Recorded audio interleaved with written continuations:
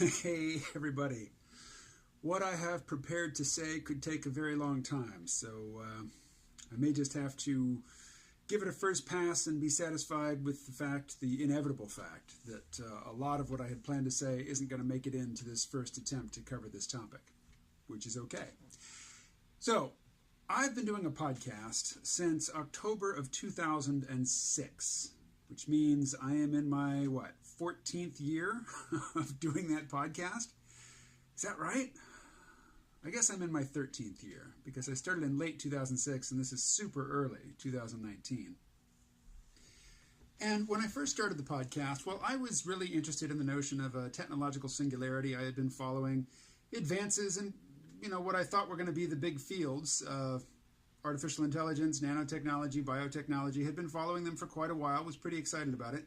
I also wanted to talk about my opposition to the drug war, and I wanted to talk about small-scale farming, because that's something that I was into at the time and trying to ramp up into a sort of career.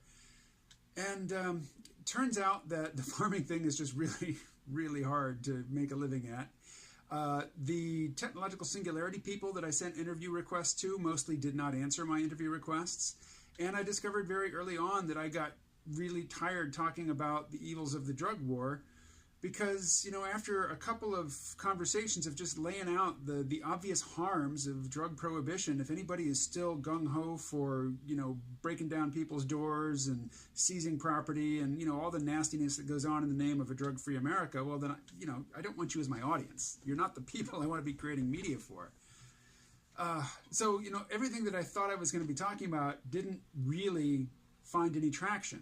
But what did find traction was the idea of the collapse of industrial civilization because of the end of not petroleum, but the end of cheap and easily available petroleum.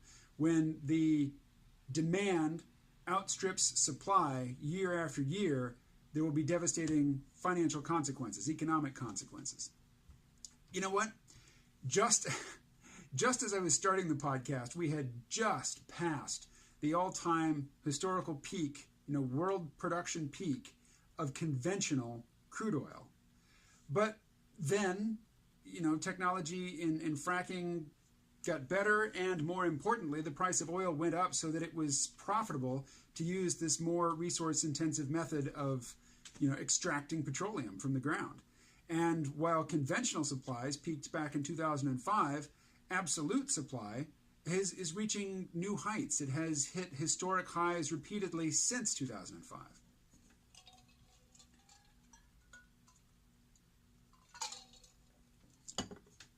So on my subscriber-only podcast, the C-Realm Vault podcast recently, I played a conversation in which I talked to somebody who was really into this whole peak oil thing. And I was really into the whole peak oil thing for a solid 6 or 8 years. I mean, really into it. And then, I stayed with it because I had developed relationships with some of the major voices in that subfield, that sort of subgenre of, what would you call it? Amateur civilization analysis? I don't know. But the other day, I had a conversation with somebody, a recorded conversation that I used in the podcast, with somebody who was very much in the peak oil mindset, the same one that I was in, say, back in 2008, 2009, 2010. That's when I was really, really into it. And I realized in talking to him that cell phones, more specifically smartphones, social media, Moore's Law, processing power getting ever cheaper, more ubiquitous, smaller, more portable, which leads to ubiquitous, always-on mobile computing, basically just having what used to be considered a smartphone, or not a smartphone, what used to be considered a supercomputer in the palm of your hand all the time, thinking nothing of it, always being engaged in some ideological struggle. Having opinions that you hold dearly, that you hold very strongly, and always in combat with people at a distance who hold antagonistic positions to yours. That has affected the sense of well-being, the daily patterns of interaction. It has affected our sense of, our place in society far more than has constraints on the supply of petroleum. that has had almost, well, who knows what effect it has had ultimately, but in terms of what effect it has obviously had on my quality of life, it's a really esoteric and, to my mind now, trivial subject matter in the short term. Long term, I think it's huge, but much longer term than, my life or my kids' lives.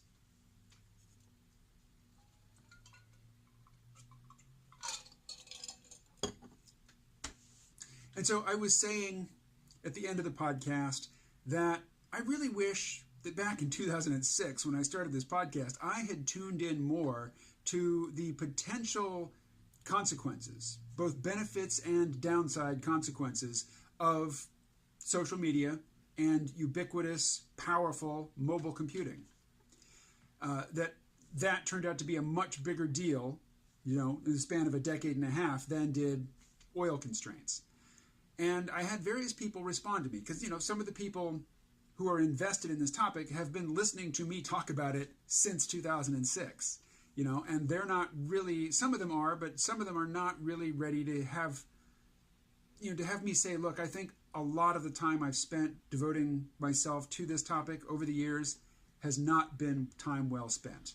That the important things about peak oil, you can really learn in a couple of weeks. You can listen to about 10 hours worth of podcast conversations, and you'll hear the same things repeatedly enough that you will remember them. And the important points are just, there are not that many of them, really. So I've covered that topic in far too much detail for my liking, now. And people have written to me to say, well, I've gotten a lot out of those conversations. And other people have written to me to say, yeah, I was really into that topic as well. And you're right. It hasn't panned out in nearly the way that any of the prophets of doom were, saying back in 2006 and 2007, 2008. It just hasn't panned out that way. And, the timing for me was just horrible because I was really, really getting into this whole peak oil thing at about the same time as the collapse of the housing bubble and, the subprime real estate market debacle and just the whole 2008 financial crash that took down like Lehman Brothers, took down big centuries-old investment banks and had everybody really scared. It looked like, in fact, President Bush actually said, the second President Bush, this sucker could go down. Basically, the economy, industrial civilization, it could crash. And so as I was coming in, to a real conviction to this whole peak oil worldview, the world around me was giving me lots of reason to say, yes, a crash is coming. So I'm not going to read this person's response because I don't have it at the ready. But somebody wrote to me, and they're younger than me, and they said, yeah, all this talk on energy has been really useful to me. And what would you say to somebody who, still has some awareness of potential for collapse? How should they incorporate that into their thinking? And my response to that is either not at all, or if there's something you think that you'd like to do because it has some sort of collapse preparedness value, don't do it unless you would do it even if collapse were never going to happen, if collapse was completely impossible. If this thing has other rewarding qualities to it, other rewarding aspects, well then yeah, go ahead, do it. But just for the sake of preparing for collapse, no, it is a waste of your time. Look, if there's a sudden collapse, all the people with all the right skills are going to spring into action to get things working again. That's the romantic collapse. That's the fast, dramatic collapse, the one that proves the doomsayers right, and it's never going to happen short of like a supervolcano, a nuclear war, a gamma ray burst, or coronal mass ejection. But peak oil is not going to produce that fast, romantic, zombie apocalypse style collapse.